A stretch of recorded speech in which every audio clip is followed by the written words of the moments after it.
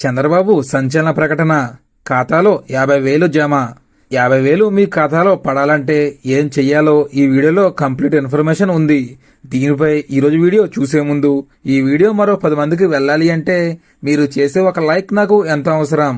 Please friends, ఒక like చేసి మన ఛానల్ని సబ్స్క్రైబ్ చేసుకుంటారని ఆశిస్తున్నాను. అలాగే ఈ వీడియోని చివరి వరకు చూడడానికి ట్రై చేయండి. అప్పుడే నేను ఏం చెబుతున్నానో మీకు కంప్లీట్ ఇన్ఫర్మేషన్ తెలుస్తుంది. ఇంకా ఏమాత్రం లేట్ చేయకుండా వీడియోలోకి వెళ్దాం. ఏపీలోని కూటమి ప్రభుత్వం జనాభా పెంపుదలపై కీలక నిర్ణయం తీసుకుంది.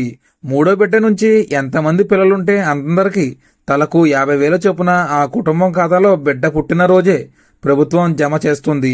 ప్రజలకు సీఎం చంద్రబాబు పదే పదే పిల్లలను కనాలని గత ఏడాది కాలంగా చెబుతున్నారు.